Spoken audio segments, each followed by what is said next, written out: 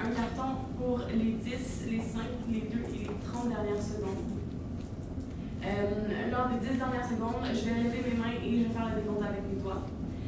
Si vous n'avez pas fini votre présentation après 20 minutes, malheureusement, vous allez devoir arrêter pour passer à la période de questions. La période de questions est d'une durée maximale de 5 minutes et elle est allouée au jury à la fin de la présentation. Je rappelle au jury qu'il est obligatoire de poser au moins une question lors de cette période. Donc, j'inviterai maintenant les juges à se présenter et vous pouvez commencer. Ginette Landry, opération des ressources humaines Loto-Atlantique. Bonjour, Claire Turbé-Labert, je suis directrice du développement organisationnel chez Loto-Atlantique. Merci. Donc, si vous me permettez, je testerai le cliqueur avant de commencer. Parfait, merci beaucoup. Donc, je suis prête? Donc, de nos jours, les employés dans une organisation veulent se sentir importants. Ils ne veulent pas sentir qu'ils sont seulement un pion parmi une grande organisation, mais qu'ils font une différence dans une entreprise, qu'ils participent à certaines prises de décision, qu'ils sont importants dans l'entreprise et qu'ils aident à faire évoluer cette organisation. Aujourd'hui, afin de répondre adéquatement au mandat que vous nous avez demandé, mon équipe de spécialistes, Étienne Caron, Chloé Valas et moi-même, Ariane Soucy, allons parler davantage de votre culture chez Loto-Atlantique. Donc, nous allons commencer par établir le mandat, suivi de l'analyse de l'organisation que nous avons établie, puis de la stratégie optimale développée avec ses applications et recommandations, pour finir avec le budget et l'échéancier sommaire. Alors, pour commencer avec le mandat, aujourd'hui, nous allons aborder l'évolution de la Société des laiteries de l'Atlantique, vraiment par son développement et ses outils en ressources humaines. Donc, on va travailler aujourd'hui à améliorer un peu les valeurs de votre entreprise, de votre organisation. Alors, pourquoi est-ce qu'on travaille sur le mandat aujourd'hui? Premièrement, c'est parce qu'on a remarqué qu'il y avait des problèmes dans la diffusion de la culture de votre organisation.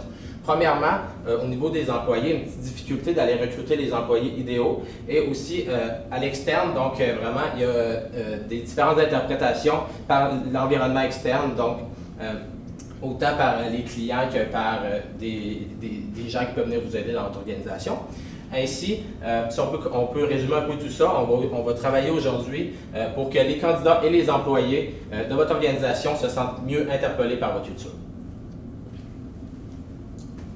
Donc, on va commencer avec l'analyse de votre organisation.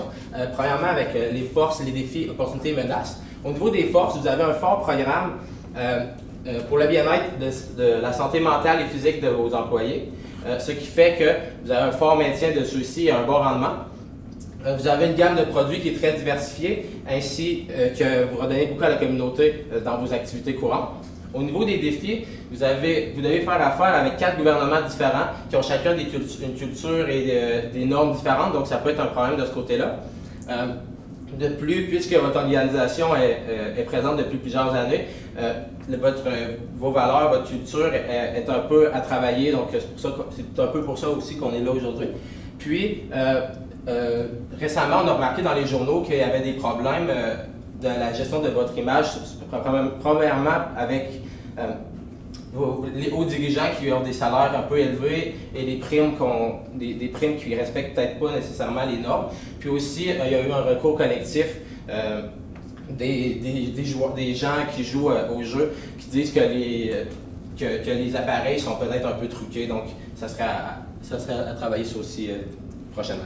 Pour les opportunités, votre opportunité principale, c'est vraiment, vous êtes monopole dans plusieurs secteurs de vos activités. Il y a aussi la technologie qui est de plus en plus accessible, donc vous pouvez aller chercher un plus grand taux de joueurs via Internet. Et puis, directement lié avec ça, il y a aussi qu'il y a de plus en plus de joueurs en ligne à chaque année. Pour les deux principales menaces, il va y avoir une légère récession en ce moment, donc c'est pas vraiment le même budget que les joueurs peuvent mettre sur les jeux. Et puis, il va aussi avoir des nouveaux concurrents dans le domaine, donc la nouvelle compétition avec la technologie qui est arrivée. Une fois qu'on a analysé vraiment l'entreprise, l'organisation, on s'est concentré sur le profil de l'employé cible à Loto-Atlantique. Donc, votre employé, en général, va avoir 41 ans, il va avoir 12 ans d'expérience, il va avoir une étude postsecondaire, donc collégiale ou universitaire. Et puis, en général, ça va vraiment être un employé qui vient de la génération X ou Y.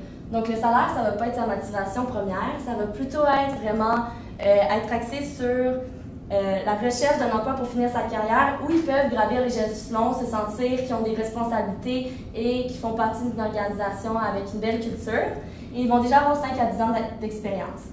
Leurs aspirations va être qu'ils ont vraiment un horaire, ils veulent avoir un horaire flexible, ils peuvent concilier famille, travail, tout en se sentant important dans l'organisation. Une fois qu'on a analysé qui est votre employé, nous nous sommes dit que votre culture n'est peut-être pas optimale pour ce qu'il recherche. Donc, vous avez une organisation plus bureaucratique, axée sur les règles, les procédures strictes, les normes. Et ce qui motive les employés de la génération X ou Y, c'est vraiment de pouvoir innover, de pouvoir apprendre, de pouvoir participer aux décisions, d'exercer du leadership et surtout de sentir qu'il y a des valeurs communes avec ses propres valeurs pour avoir un grand sentiment d'appartenance. Ça va leur donner le goût de rester dans l'organisation et plus que rester dedans, ils vont se sentir importants et ils vont être motivés. Donc, afin de compléter adéquatement la définition de votre culture d'entreprise présente et où est-ce qu'on veut l'apporter, votre culture d'entreprise, nous avons ressorti certaines valeurs. Donc, maintenant, principalement, vous promouvez les valeurs de responsabilité sociale et de l'équité. Ce sont des valeurs qui font partie de votre culture bureaucratique présentement. Ensuite, a fait qu'une lecture détaillée de votre entreprise, une recherche sur votre site Internet et de vos offres d'emploi, nous avons ressorti aussi l'équité et le leadership. Vous avez des programmes et les femmes au sein de l'entreprise sont assez bien réparties par rapport aux hommes. Ensuite, pour arriver vers une culture plus participative, nous aimerions ajouter des valeurs à celles déjà présentes. Donc, nous garderons les valeurs que vous avez présentement car ce sont des très bonnes valeurs que nous trouvons très nécessaires avec le type d'entreprise que vous avez. Donc, nous aimerions ajouter les valeurs de l'ouverture, de l'entraide, les valeurs de confiance et le respect, puisque ce sont des valeurs très importantes pour la société aujourd'hui et des valeurs importantes pour les générations X, Y et Z, soit les travailleurs d'aujourd'hui et les travailleurs de demain. Donc, pour la stratégie principale, nous croyons vraiment avoir développé une stratégie idéale et assez efficace, très efficace. Donc, ça serait de développer la marque employeur davantage. La marque employeur, c'est vraiment 3 caractéristiques, donc l'identité, l'image interne et la réputation externe. L'identité, ce serait tout ce qui constitue votre organisation, donc vos valeurs, vos secteurs d'activité, comment ça marche et quelle est l'atmosphère de travail. L'image interne serait plus comment vous perçoivent vos employés, que ce soit maintenant ou précédemment. Et puis aussi la réputation externe, ce serait l'opinion du public ou même des employés potentiels par rapport à l'auto-Atlantique. C'est important que les 3 soient cohérents parce que comme Étienne avait dit précédemment, ça améliore l'image de votre organisation et il peut avoir plusieurs bénéfices attendus. Donc un recrutement plus efficient, quand vos employés potentiels savent déjà en partant ce que vous êtes, très clair, c'est moins de temps, c'est moins coûteux. Il y a aussi une meilleure réputation autant à l'interne qu'à l'externe, plus de confiance sur votre organisation et vraiment une culture renforcée où les valeurs sont partagées chez tous les employés, ce qui, encore une fois, renforce leur sentiment d'appartenance. Alors, afin de optimiser notre stratégie qui est de développer votre marque employeur, nous avons 4 recommandations pour vous que nous avons mis sous 4 titres différents, soit réorganisation de votre hiérarchie, le recrutement, aller chercher des employés nouveaux, adéquats pour vous, comme ma collègue ici vous en a parlé, le profil de votre employé idéal. Ensuite, l'accueil et l'intégration de ces nouveaux employés-là. Puis finalement, faire vivre la culture au quotidien dans notre organisation. Alors, la réorganisation hiérarchique va se diviser en 2 volets. Premièrement, ça va être de redéfinir l'identité de votre organisation, puis ça va être de développer une nouvelle structure organisationnelle. Pour commencer, pour bien redéfinir l'identité de votre organisation, c'est vraiment de mettre l'accent sur les valeurs qu'on est allé chercher précédemment. Donc ça va permettre vraiment d'avoir un sentiment fort d'appartenance de vos employés. Donc les gens qui vont venir travailler pour vous vont vraiment aimer l'organisation puis ils vont avoir envie de travailler longtemps avec vous. Ça va vraiment apporter une valeur ajoutée à votre organisation. Donc vous allez vous démarquer par rapport aux autres organisations qui sont sur le marché. Puis vous allez avoir une organisation qui va être exemplaire. Puis aussi, un point va être de rediffuser un code d'éthique. Donc vraiment, un code qui explique les valeurs concrètes de l'organisation, puis de faire signer aux nouveaux employés, aux employés qui sont déjà présents aussi. Puis ça va vraiment prouver aux employés que les valeurs sont très essentielles, sont vraiment importantes, puis qu'on ne peut pas comme les contourner, puis ça va vraiment mettre une emphase importante sur les valeurs. D'un autre côté, on voudrait développer une structure qui est plus orientée vers les valeurs coopératives de votre organisation, donc une structure qui est plutôt horizontale. Ça va aussi permettre qu'il va y avoir plus de communication, puis ça va vraiment encourager la communication ascendante. Donc, ça ne sera pas difficile de parler entre les différents étages de votre hiérarchie. Puis, ça va apporter un leadership entrepreneurial. En fait, tous les employés vont pouvoir s'entraider entre eux, peu importe leur niveau hiérarchique. Ici, on a travaillé un peu votre organigramme. Donc, le VP personnel qui était placé sous le vice-président finance, on l'a apporté au même niveau que celui-ci pour vraiment mettre l'emphase sur les employés, puis pour montrer à tout le monde que les employés sont aussi importants que les finances de votre organisation. Puis, on a mis un vice-président responsabilité sociale et développement durable, qui celui-ci va vraiment s'occuper des clients qui ont des problèmes de jeu. Donc c'est encore ces deux valeurs qui sont très importantes pour vous. Donc le fait de créer un vice-président va vraiment apporter quelque chose de fort dans votre organigramme. Puis tout ça va vraiment favoriser l'innovation dans votre organisation, puis va permettre beaucoup plus de communication au sein de toute la hiérarchie. Donc, pour la deuxième recommandation, ça serait peut-être l'amélioration du recrutement. Ça se ferait par 3 étapes. Donc, l'amélioration de l'accessibilité des offres d'emploi, la restructuration des offres d'emploi, puis finalement, un partenariat d'embauche. Pour l'amélioration de l'accessibilité des offres d'emploi, on a trouvé qu'il était dur d'aller chercher vos offres d'emploi via Internet surtout. Et on s'est demandé au début, est-ce qu'on pourrait peut-être vous proposer d'aller publier sur les réseaux sociaux, puis on s'est rappelé que vraiment une de vos valeurs principales, c'est la responsabilité sociale. Donc, c'est peut-être pas le meilleur moyen, puisqu'il y a des jeunes de moins de 19 ans sur les réseaux sociaux, puis aussi déjà des dépendants au jeu. On s'est finalement dit qu'une option simple, mais efficace, serait vraiment d'axer sur l'ajout d'une section offre d'emploi dans votre site web. Très facile à trouver, puisque quand on va sur votre site web, on ne sait pas où on peut appliquer et même s'il y a des offres d'emploi. Pour la restructuration des offres d'emploi, ce serait de revoir vos offres pour qu'ils soient vraiment axés sur les valeurs, les incitations qualitatives plutôt que quantitatives. Donc, c'est comment travailler là-bas plutôt que c'est quoi le salaire. Et finalement, pour le partenariat d'embauche, ce serait peut-être d'aller chercher les universités pour un partenariat pour avoir des stagiaires. Ça serait très avantageux sur 2 points. Premièrement, avoir des stagiaires, ils sauraient déjà comment vous marchez en tant qu'organisation et lorsqu'ils seraient prêts à s'établir sur le marché du travail, ils penseraient à vous. Vous sauriez déjà qu'ils sont compétents et qu'ils sont bien dans votre organisation. Et puis finalement, ça créerait une ouverture, donc un pont sur votre organisation vers les nouvelles générations X, Y et même Z. Pour revenir sur la restructuration des offres d'emploi, nous avons passé à 5 moyens efficaces de restructurer les descriptions de postes. Donc, premièrement, s'assurer qu'il y a une section informative autant à l'interne qu'à l'externe sur vos offres d'emploi, puisque même si vous parlez de vos organisations, nous trouvions que ce n'était pas axé assez sur c'est quoi pour l'employé être à l'auto-Atlantique. Et puis finalement, peut-être sectionner davantage vos catégories, donc avoir le savoir séparé en 3, savoir-être, savoir-faire, ainsi qu'un ajout à la fin pour la section santé, sécurité et environnement. Et aussi, encore une fois, prioriser les avantages qualitatifs plutôt que quantitatifs, c'est vraiment ce qui vient motiver les employés. Et au final, quand ils vont voir vos offres d'emploi, les candidats vont être intéressés dès le début et vont savoir dès le début c'est quoi travailler chez l'Auto-Atlantique.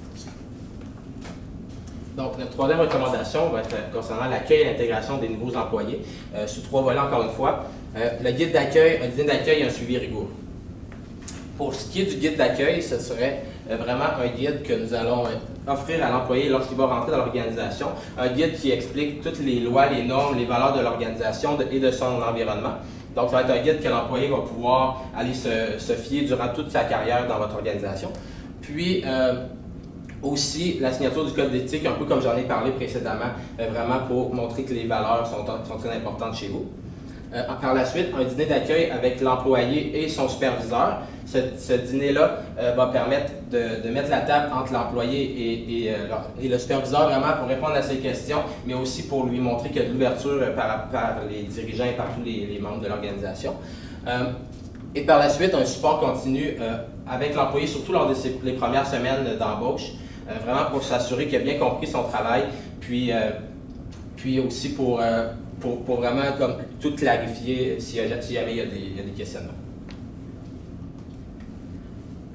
Donc finalement, pour optimiser le développement de votre marque employeur, notre 4e recommandation s'agit de la culture au quotidien. C'est extrêmement important pour un employé de sentir que l'organisation dans laquelle ils sont fait valoir les valeurs, non seulement dans leur guide de présentation d'entreprise, mais aussi au quotidien.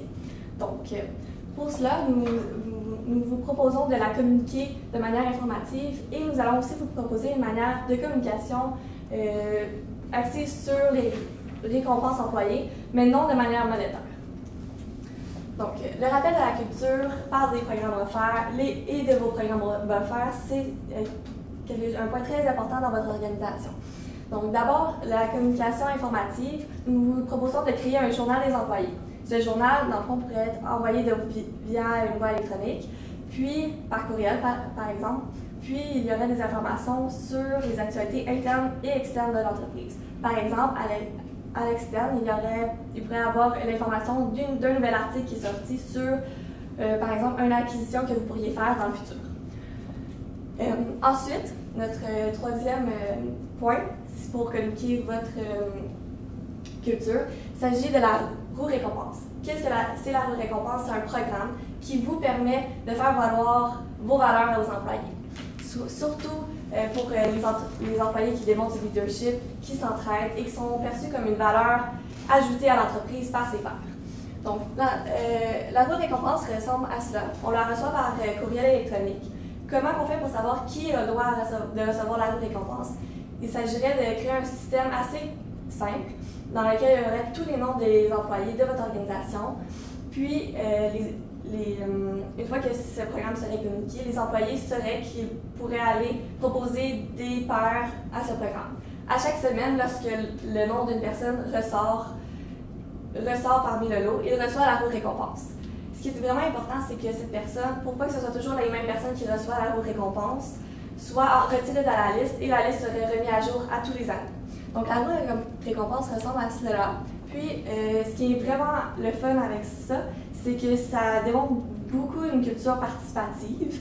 Puis, les prix aussi font valoir la culture de votre entreprise. Par exemple, un dîner payé, pas seulement l'employé, mais avec le superviseur direct et un dirigeant de son département. Amener un haut dirigeant démontre une mobilisation pour vos employés. Donc, c'est vraiment bien la roue pour vous, puisqu'il s'agit de promouvoir votre culture. Donc, nous sommes maintenant rendus au budget échéancier sommaire. Nous avons fait ça en prévision des quatre premières années, mais nous savons que ça va être plus à long terme, puisque réorganiser une culture, c'est long pour changer vraiment chez les gens.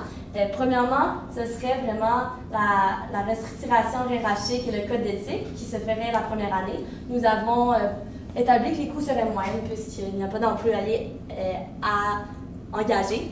Et puis, il y aurait la formation chez les gestionnaires. Donc, pour changer une culture, il faut aussi changer l'esprit des gestionnaires. Nous pensons qu'il serait bien d'avoir quatre conférences pour eux aux 2 ans. Donc, par exemple, pour la première année, une conférence sur l'ouverture, sur l'intégrité, sur la responsabilité sociale et sur la façon de faire participer les employés davantage. Troisièmement, ce serait aussi de renforcer le programme sur les jeux, sur l'aide aux joueurs compulsifs. Nous savons que vous redonnez déjà beaucoup à l'Auto-Atlantique, mais on pense que c'est vraiment important que les gens sachent que vous axez ça sur des programmes venant aux aides aux jeux dépendants. Vous aurez l'air plus impliqué directement et ça augmenterait votre implication, donc la responsabilité sociale.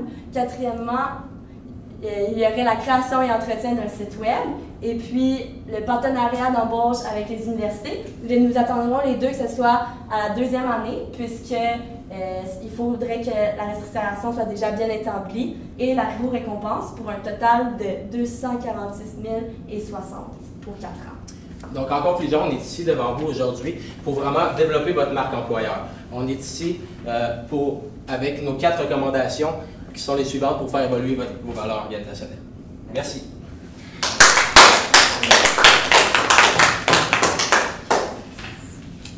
C'était très bien, merci beaucoup. Vous avez bien cerclé les choses qu'on travaille d'arrache-pied pour essayer de changer. C'est pas toujours facile. Ma question pour vous autres, c'est comment vous voyez, parce que là, il y a des changements au niveau de l'exécutif. Alors, comment est-ce que je fais pour convaincre mon président qu'il faut que je fasse ça?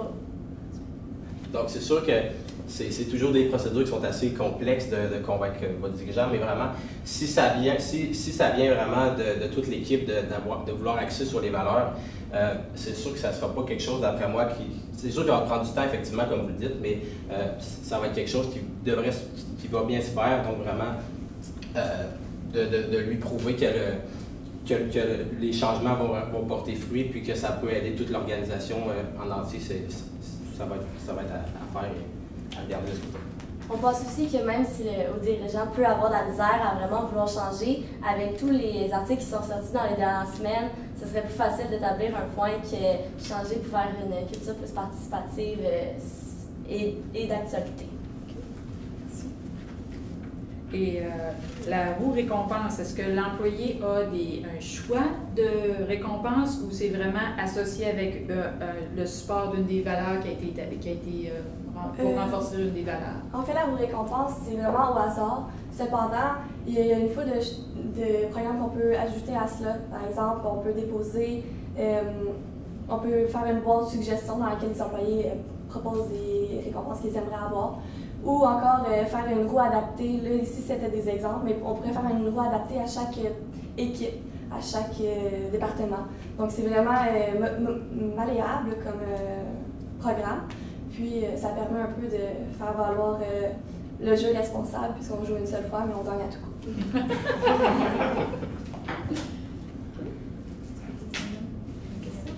C'est très bien, merci beaucoup.